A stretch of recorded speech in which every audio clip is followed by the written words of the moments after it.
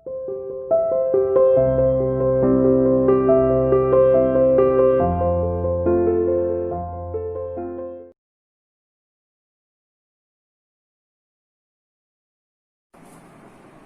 Student, welcome to C R international online classes.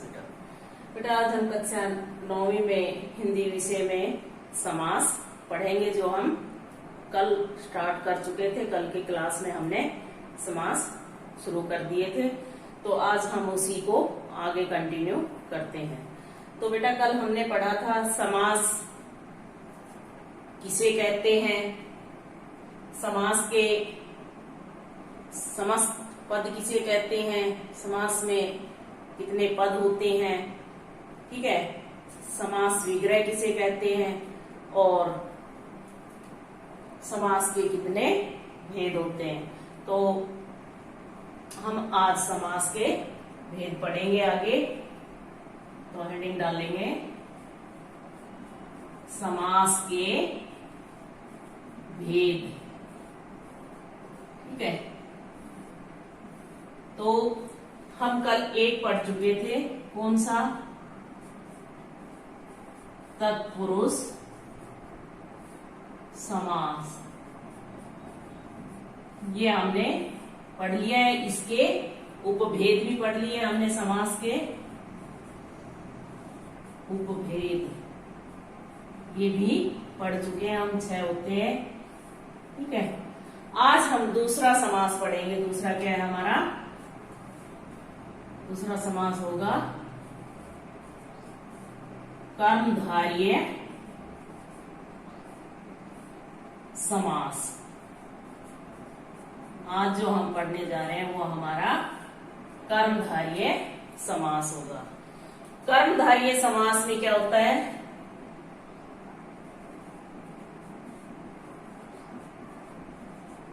कर्मधारय समास में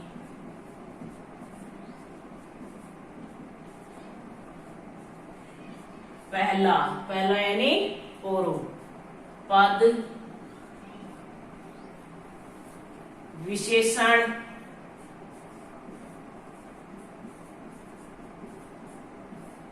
तथा दूसरा पद विशेष्य होता है।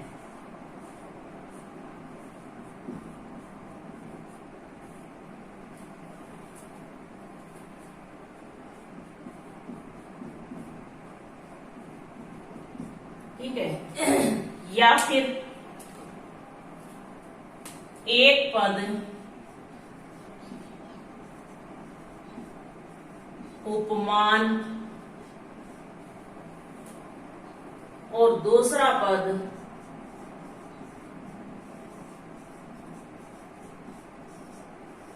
उपमेय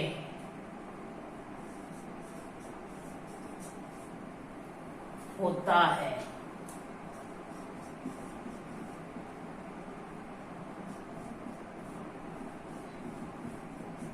जैसे उदाहरण के तौर पर देखिए, जैसे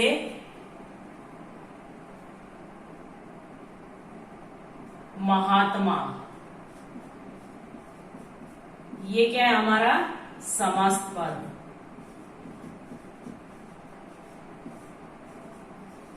ठीक है। इसका हम विग्रह करेंगे, क्या होगा, महान है जो आत्मा, ये इसका विग्रह होगा। तो इसमें क्या हो गया, आत्मा क्या है, विशेष्य, ठीक है, और महान क्या है, विशेषण। क्यों, क्योंकि ये आत्मा की विशेषता बताइए, क्या आत्मा कैसी है। तो क्या होगा, ये विशेष्य और विशेषण का संबंध। ऐसे ही उपमान और उपमेय का होता है, ठीक है। उपमान उपमेय में क्या होता है, जैसे कमल नयन, तो इसका विग्रह क्या होगा,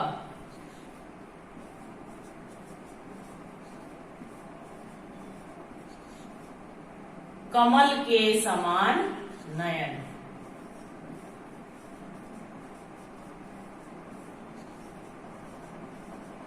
यानी नैनों की तुलना किससे की है? कमल से। ठीक है, तो इसमें क्या हो गया? उपमान उपमेय का संबंध हो गया। तो ये क्या हुआ?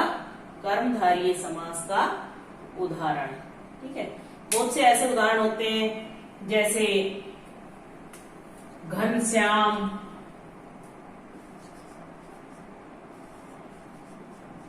घन के समान श्याम, तो वो क्या होगा?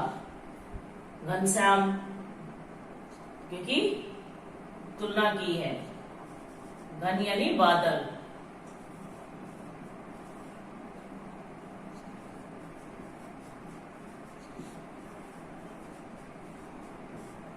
ठीक है, श्याम की तुलना किससे की? घन से। ऐसे ही दुरात्मा,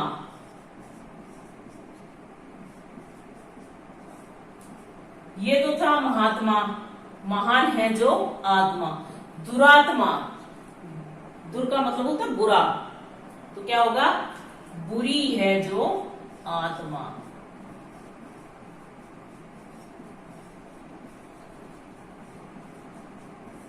ये कर्मधारय समास के उदाहरण है।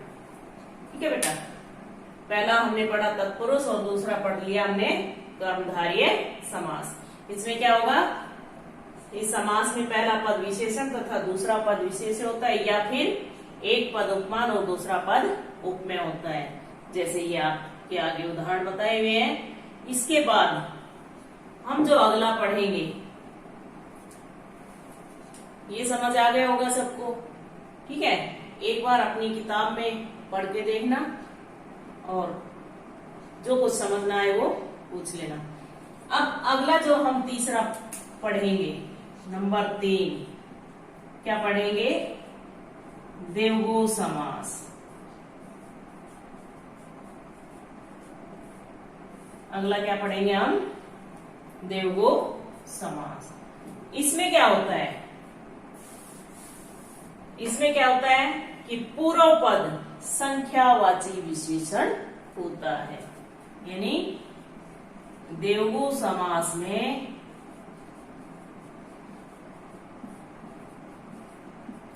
पूर्व पद, पूर्व यानी पहला, संख्यावाची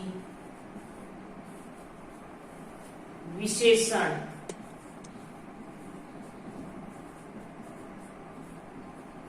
होता है। यानी द्विगु समास में पूर्व पद संख्यावाची विशेषण होता है। इसमें क्या होता है कि जो पहला पद है वो संख्यावाचक होगा और विशेषता बता रहा होगा किसी की। ठीक है, तो जैसे उदाहरण के लिए हम लिखेंगे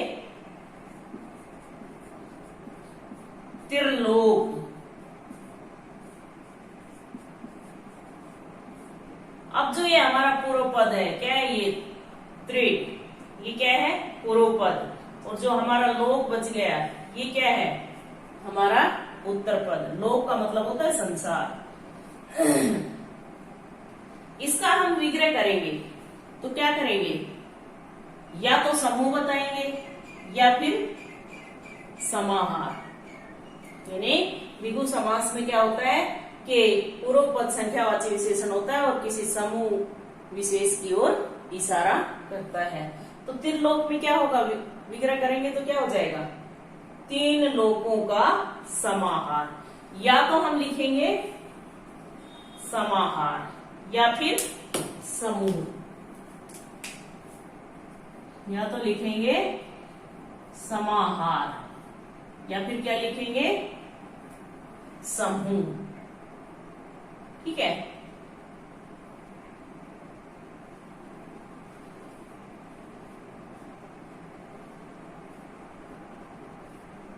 इनमें से हम कुछ भी लिख सकते हैं, या तीन लोकों का समूह या तीन लोकों का समाहार। क्या हो जाएगा?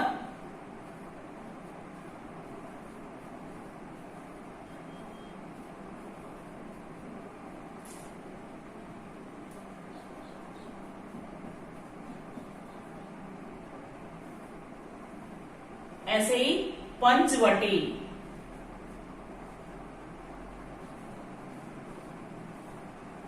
ये पंच क्या है? 5, संख्या क्या हो गई? 5, पंचवटी, 5 वटों का समाहार। वट का मतलब होता है वृक्ष।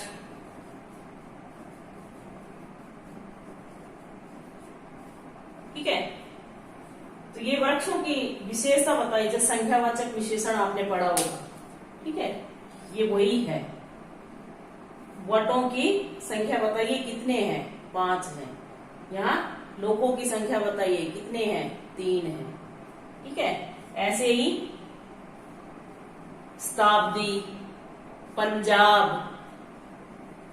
अगर हो लिखा हो क्या? पंजाब, पंजाब क्या है?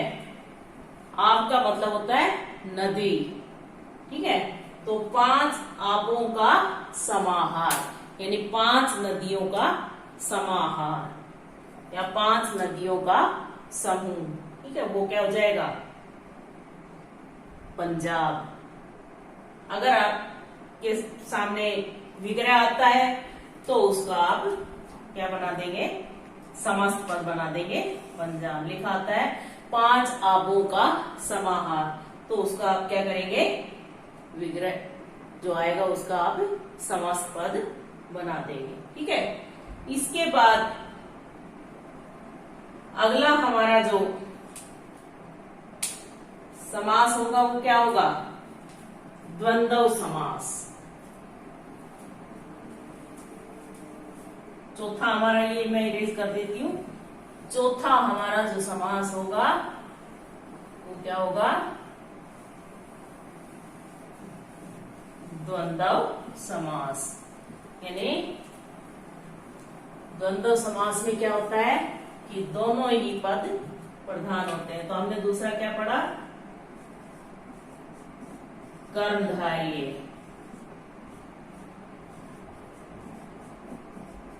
ठीक है, तीसरा हमने पढ़ा देवू।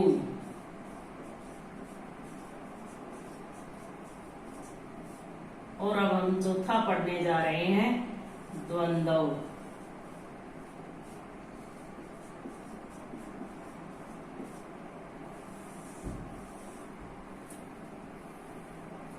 ये अब जो नंबर 4 समास है वो है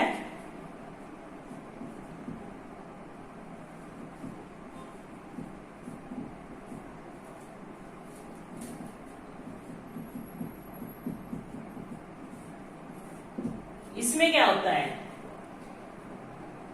द्वंद्व समास में दोनों पद प्रधान होते हैं, यानी दोनों पद समान होते हैं। इस समास में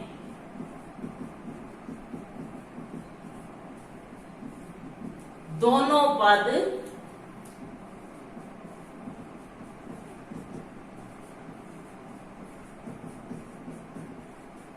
समान होते हैं, या ये कहिए कि द्वंद्व समास में दोनों पद प्रधान होते हैं। दोनों की उतनी ही प्रधानता होती है, दोनों बराबर होते हैं। और क्या होता है? जब इसके हम दोनों पदों को मिलाते हैं यानी विग्रह करते हैं, तो इसमें जो योजक चिन्ह होता है उसका विलोप हो जाता है और लगाकर हम इसका विग्रह करते हैं। ठीक है, जैसे उदाहरण के लिए देखिए, अमीर गरीब, ये समस्त पद है।